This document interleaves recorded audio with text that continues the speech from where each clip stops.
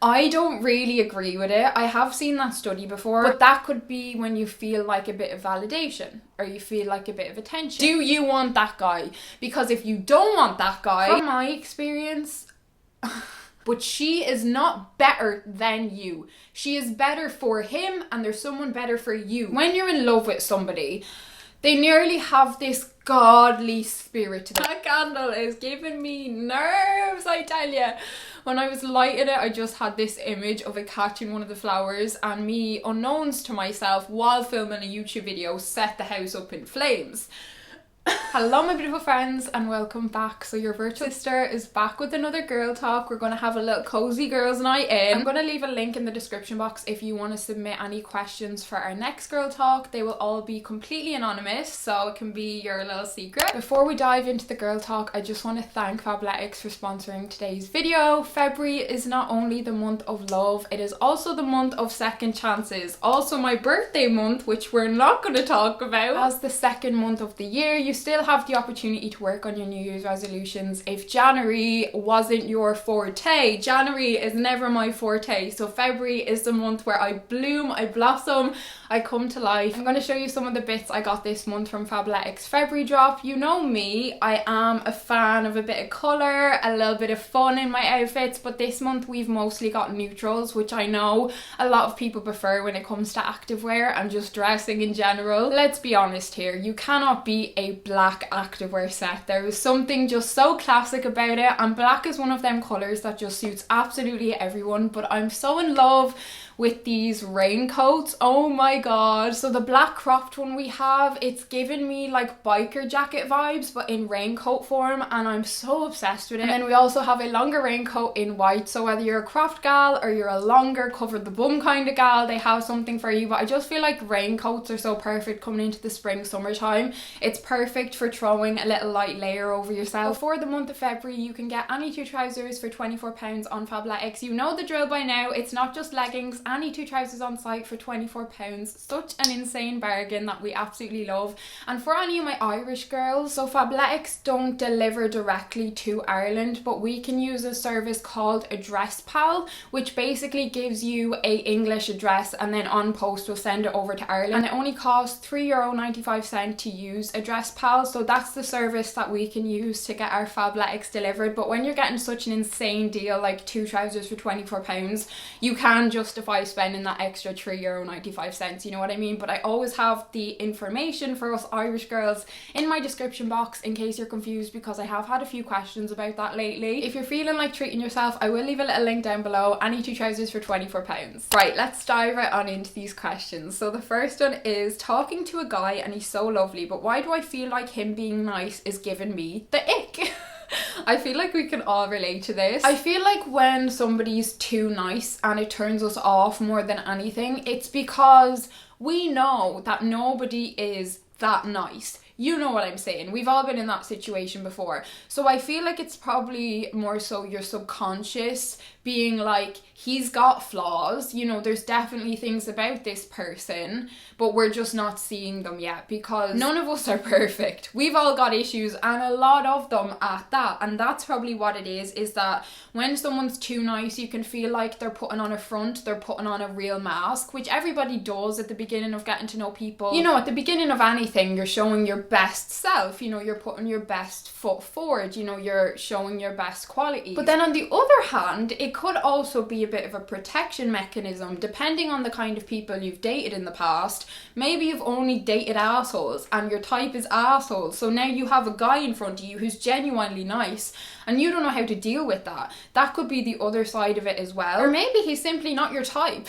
Maybe you like dominant guys and this guy is more of a submissive guy. It can be such a variety of things, but only you will know the answer to that. So take what resonates and leave the rest. So I've been with my boyfriend for almost 7 years. Hope to one day get married to him, but there's been so much divorce in his family and my mum was married before my dad. Nothing's coming up anytime soon, remarriage, but I heard divorce in family increases divorce for the kids. I love him a lot. Right, so when it comes to this, I feel like it's a really tricky one. And I don't really agree with it. I have seen that study before and they do say that it can weaken people's views on marriage. My argument for this would be, for every couple that gets divorced, There's another couple who are still married, but they're in a very unhealthy, toxic marriage. And for every child that experiences divorce, there's a child who's experiencing their parents killing each other on a day-to-day basis. So I feel like the child who's also witnessing a really unhealthy marriage could also have the same experience there. And I feel like we all come from dysfunctional families. Like, there is no such thing as a functional family. You know, families are dysfunctional, and that's just how it is. But I personally feel like it comes down to the individual, because like that, you know, we all have our experiences, we all have our traumas, we all have our childhood, we all have things we're carrying with us, but they don't all affect us in the same way. So for two people who came from divorced parents, one person's view on marriage might be significantly weakened. They might never want to get married. The other person will go on to have a very successful, happy marriage, and they'll more so take what they saw their parents go through and apply it to their own marriage. So you're kind of learning, you know, from your parents in that sense, and learning not to make the same mistakes that they made. And the same thing goes for the child who came from two parents who stayed married, but the best thing that them two parents could have done was divorce, but they didn't, you know. Two children from that kind of family will also go the same way, I feel. So I wouldn't get bogged down on studies or, you know, generalizations, because we can do that for absolutely everything in life, and it's just not beneficial. Like, this boy has been with you for 7 years. Like, that is commitment in itself, you know. If he was somebody who was very non-committal, you know, you wouldn't be in a 7-year relationship with him. So I would look at the positives of the situation instead of kind of running away in your head, which I totally understand what you're doing. Like, we all have a tendency to do that with different things, and when somebody means so much to you, which this boy clearly does, and you really want a future with him, of course your mind is giving you scenarios that could possibly happen.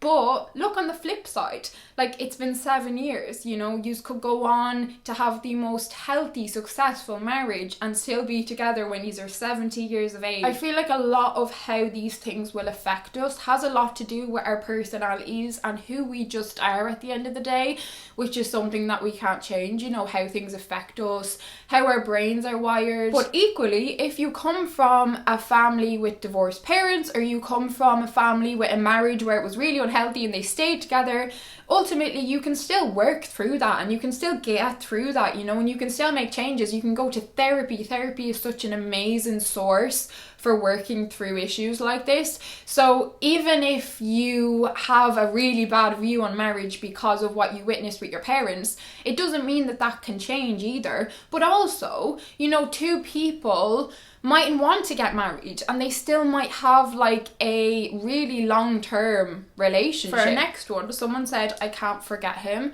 Now, I don't have any context here, but I'm assuming it's an ex or it's somebody you were dating, and you don't need to forget him.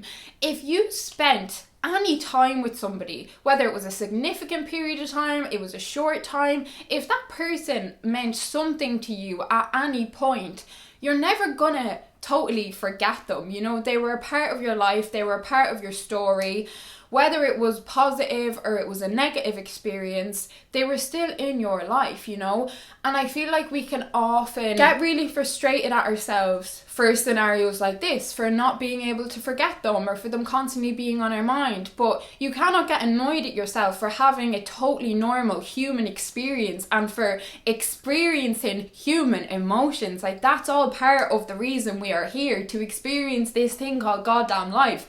And it ain't easy. So I'd say cut yourself a bit of slack and accept the fact that you're not going to forget him, but you can move on from him. You can move on from this situation, and one day it won't be so painful anymore. I can't stop obsessing over my ex, wondering who he's dating, shitting myself that I'll bump into him when I don't look fab. I've been trying to focus on myself and only go on dates when I feel like it, but I just can't stop thinking about him. I feel like such a freak. First of all, don't feel like a freak. We have all been there. Anyone who's been through heartbreak has been in your exact same situation. It is so normal, and it's part of the healing process, it's part of the grieving process, it's part of the acceptance, moving on. I would sense from this that it's quite early days, just from the way you phrased it. And if it has only been a few months or a few weeks, I would say what this is telling you is that you're not ready to date, because you said you're only going on dates when you feel like it. But that could be when you feel like a bit of validation or you feel like a bit of attention. And what can often happen, because I've been there, if you start dating too soon and you start dating before you are at a certain level of healed from the relationship, what going on dates can do is just trigger the shit out of you and remind you of your ex more than anything. So you're going out on a date trying to forget him and move on, but it's going to do the opposite because you're realizing how real it is when you're sat on a date with another person, and everything they do, you'll be like, oh, well, he didn't do that, or he did do that, or oh my God, he used to look at me like that. If you're not healed enough, that's the places your head's gonna be. If you start dating too soon, I feel like it can be more damaging than anything. Like, you know, of course it's fine to go out on a few fun dates and, you know, if you're trying to distract yourself or whatever, but you need to ask yourself, where is this coming from? Like, why am I going on this date? Because if it's not from a place of, you know, I'm ready to date again and I'm ready to meet somebody, then you're wasting your time more than that. And you know, because a lot of the time dates or sleeping with someone, it's a quick fix for validation, and it's something that humans do a lot, is we're looking for that quick fix. Or, you know, maybe you're having a hard day and you're like, fuck him, you know, this guy wants me. But do you want that guy? Do you want that guy? Because if you don't want that guy, you're even neglecting your own goddamn standards, which are probably something that you learned after the relationship. You know, after every relationship ends, you learn more about yourself. I feel like more than any other time in your life. Like, it's such a transformative period and a period of a lot of growth and realizations and, you know, wants and needs, etc. Look, you loved him, you cared about him, you spent a significant period of time with him. It's normal that you give a shit and you're wondering who he's dating and you have all these things going on in your head, because you're, you know, slowly working through this process, which is really hard and lasts different periods of time for everyone. So I would personally say, fuck the dates for a while. I don't feel like it's coming from a place that you're genuinely ready to meet someone else yet. And if that's not the case, then take the time that you're putting into these other boys and put that time into yourself as well, you know? And cry and rant to your friends and fucking scream if you need to scream. Journal your thoughts, you know, maybe pick up a new hobby. There are so many things that you can do, but oftentimes dates are just not the distraction we need when we're trying to work through the shit show that is our brain after a breakup. But you've got this. I promise you, in a few months' time or a year's time, however long it takes, you're going to look back at this and you're going to be like, fuck, I have come so far and I'm so proud of myself. How can you keep your independence in a very serious relationship? I'm finding myself more and more dependent from a relationship, and I love it too, but it's not okay to lose yourself and your personal life in the meantime. Example, we only have friends in common now, we only go out together. Okay, I feel like that's such a good question. As you say, in a very serious relationship, it's really important that you can depend on your partner, you can depend on your relationship, and it's really healthy to a certain extent.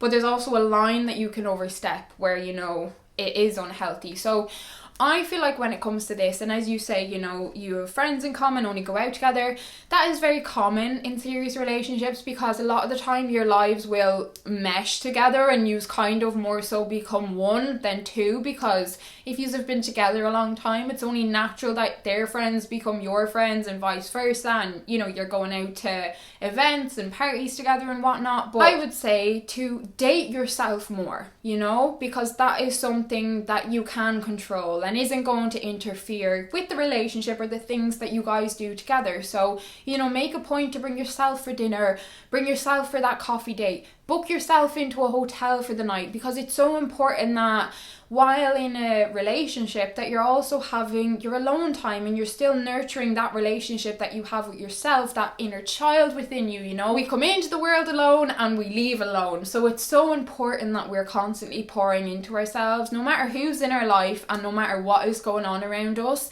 And I feel like dating yourself is the best way to gain that independence back and kind of help you not depend on it so much. Of course, still depend on it to a certain extent, but to still have that solid pillar of yourself within yourself. Another way to keep your independence is to pick up a new hobby or start going to a new class or start doing something on your own for yourself, you know? And this way you'll also meet other people who are kind of separate from the relationship and separate from your guys' friends together, you know what I mean? So it could be a yoga class, it could be a dance class, it could be horse riding, it could be swimming, it could be anything, you know? If there was something that maybe you were interested in as a child, that can often be a great thing to pick up in our adulthood again. For example, I loved horses and now I'm doing horse riding again, and it has been the best thing that I've done in my adult life, solely for myself, you know, as a hobby and an outside thing. So if you can integrate some of them things into your week, it will help you regain that independence and not feel so reliant on him in the relationship. So maybe one evening, you know, go for a coffee date, and then another evening you have your little class that you go to yourself, you know? And it's just carving out them little spaces in your week or your month where it's for you, you know? What I would also say is to also encourage your partner to do the same, because it really is true what they say, you know, distance makes the heart grow fonder, you know? And sometimes we can get very comfortable and very set in our ways and very set in our routine. So I'm sure you're not the only one feeling this. Maybe he's feeling the same way. So maybe it's something that you guys can kind of do together, as in, right, let's both find our own little thing that we're going to do by ourselves for ourselves, you know? And I feel like that would be a really great way for you to implement it into your life. Even in the happiest, healthiest relationships, it's so important that you still feel like you are standing on your own 2 feet and you have power within you, that, you know, you are okay being with yourself, by yourself. With my boyfriend for a year now and happy as ever. Moving in seems like the next step, but I'm not great with change. Any tips for getting used to the idea? You have asked the right girl, because I am terrible with change. Oh my god, the worst thing. I do not do change well in the slightest. Small or big change, nah, but big change I really struggle with. I am a creature of habit. I like to feel comfortable and safe and know what to expect, and change doesn't give you any of the above, so I really struggle with it. But honestly, you know, over the last number of years, I've gone through a lot of big changes over the years and they've been really hard. But when it comes to tips for getting used to the idea, honestly, I wish I could tell you. Like, if you have any, please let me know, because from my experience, I've learned that change is going to be uncomfortable, it's going to be stressful, it's going to be messy, it's going to be hard, but you need to do it anyway. And they're the tips. You need to just do it anyway. You need to throw yourself in. The more you're afraid of doing something, the more you need to do it. Because just say you're living at home now, you know, it's comfortable. That's what it is. It's comfortable. You know it. You're familiar with it. So if you don't do the thing that scares you, you're never going to push yourself out of the comfort zone, and you're never going to grow in that sense, because we cannot grow when we're comfortable. The times we're going to grow the most is when we are really uncomfortable and things are really hard. But you get through it and you get through the other side, and they're the times you learn a lot about yourself and you realise your own strength, your own capability, you know, and you look back and you'd be so proud of yourself. And something that I do try and imagine is like your inner child. Like, think of little you wanting to move out, wanting to move in with her boyfriend, her imaginary boyfriend, and she's in a position where she's doing it now, or she's done it. You know, she'd be so proud of you. And we all have that inner child in us. It's still there, you know, till the day we die. We're all just big overgrown children, you know, and certain things are really scary to us, but it's even more important you do it then.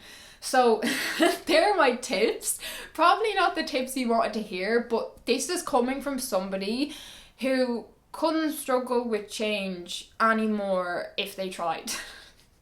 Like, I honestly feel like I came into this world being afraid of change. Like, I came out the fucking vagina being like, get me back in there, I can't do this. Like, I swear to God, that's what was going on. How do I move on from my ex that I still love? We broke up 13 months ago and I just found out that he has a new girlfriend. As if Valentine's Day wasn't already painful enough, I feel like I'm reliving the breakup all over again.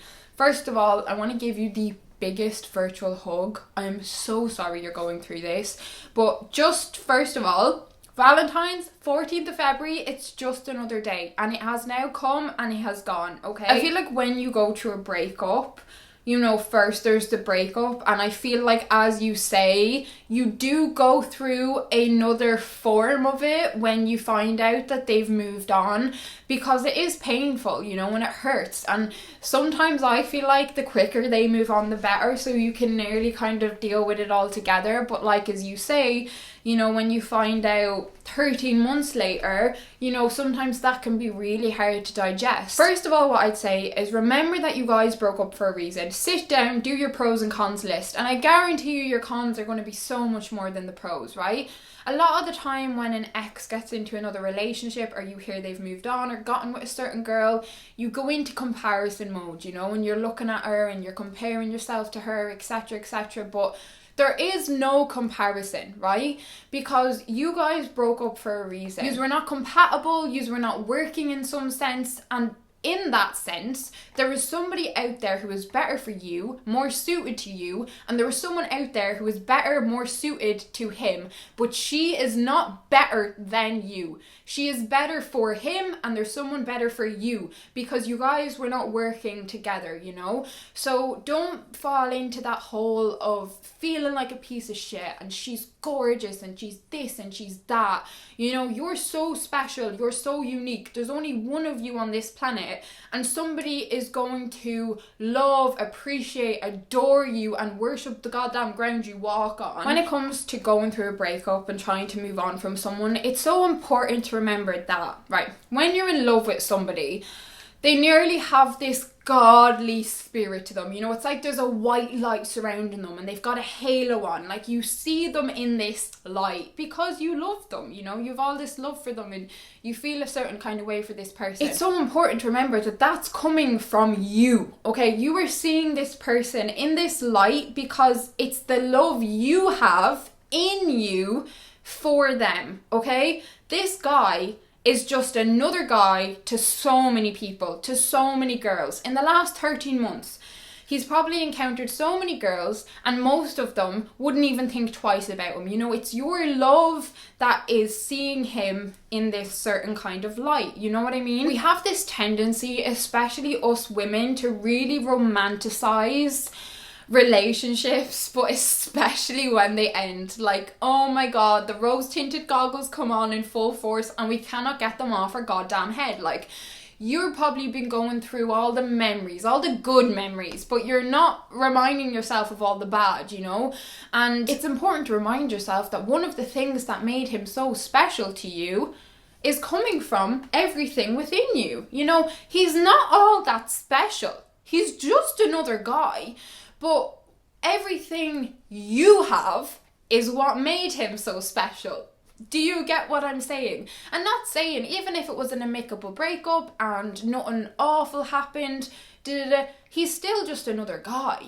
Do you know what I mean? Like, he's not this godly creature. You're gonna find somebody better suited to you. You know, he was not your person, and your person is out there somewhere. And remind yourself that these 13 months of going through this pain and heartbreak is gonna give you so much resilience, so much strength, and you are growing so much in this time period. Like, a lot of the time when we're in something, we can't even see how far we've come, whereas people around you, you know, can often see things a lot clearer because they're not in it and they're seeing it from like a third party situation. You've clearly been living your life for these last 13 months. Do you know what I mean? Like, you've been doing amazing. Like, I'm sure you've still been working and you've still been seeing your friends and seeing your family and focusing on yourself and pouring into yourself.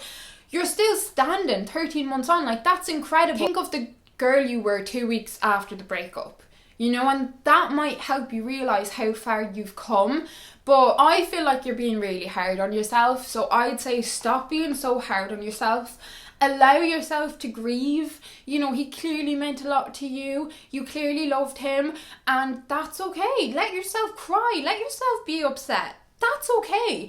But once you do that, make sure you pick yourself up and you're like, you know, no, he doesn't get this control over me anymore. He doesn't get to have this power over me anymore.